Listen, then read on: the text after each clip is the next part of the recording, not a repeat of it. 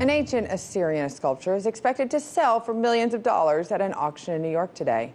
What may sound harmless to some is making others question where the artifact should have remained in Iraq where it was found. RT correspondent Ashley Banks joins us to discuss, is art in the eye of the beholder, or is there something more to this piece? Well, Scotty, we're talking about a piece of art that art lovers would want to own. This 3,000-year-old sculpture depicts a 7-foot-tall deity. It's being called the finest example of Assyrian art to arrive on the market in years. Many expect it will sell for at least $10 million at an auction in New York today. However, if it exceeds $11 million, it will set a new world auction record for Assyrian art. This piece of artwork was excavated in the 19th century from the ruins of Iraq. For years, it remained in a private library, and no one had any idea of how much it was worth. This may look like a great score for Christie's in New York. However, it's not so good for the people of Iraq. Leading up to the auction, the Iraqi Ministry of Culture has called for the artwork to be returned to the Middle Eastern country. Activists have even suggested protesting outside of Christie's during the sale of the artifact, saying the artwork belongs to Iraq and not in America. A spokesman for Christie's says the auction house isn't legally bound to returning the artifact to Iraq. Now, we spoke with Dr. Stephanie Mulder, Associate Professor of Islamic Art and Architecture at the University of Texas, and she told us how selling artifacts like this one can threaten history as we know it. Cultural institutions are consistently underfunded, and museums, libraries, and other cultural institutes struggle to preserve books, manuscripts, and cultural objects like this particular frieze that's now being auctioned off.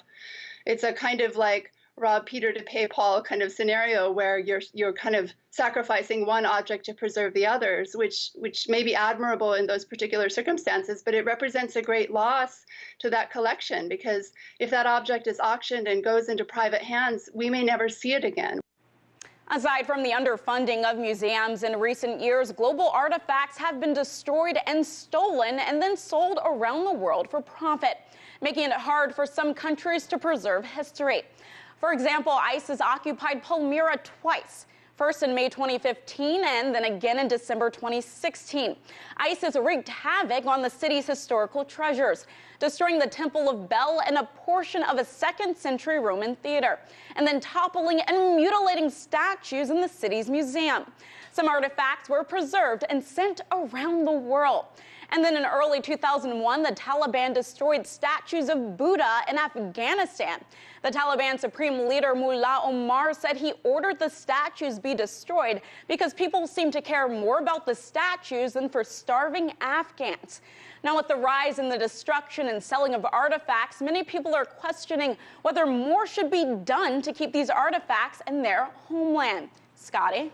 Well, that's the thing, Ashley. How have these artifacts been possibly used to help fund terrorists going forward? Well, Scotty, artifact looting, it's a billion-dollar industry. So according to UN investigators, artifacts are obtained through illegal diggings or swiped from museums and have become one of the 4 most common commodities trafficked.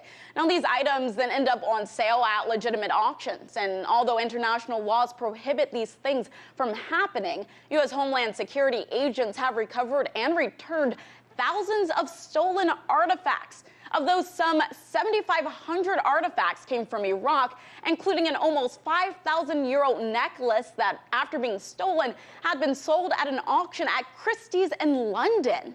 Wow, what an underreported story. Thanks for bringing us to light, Ashley. You're welcome.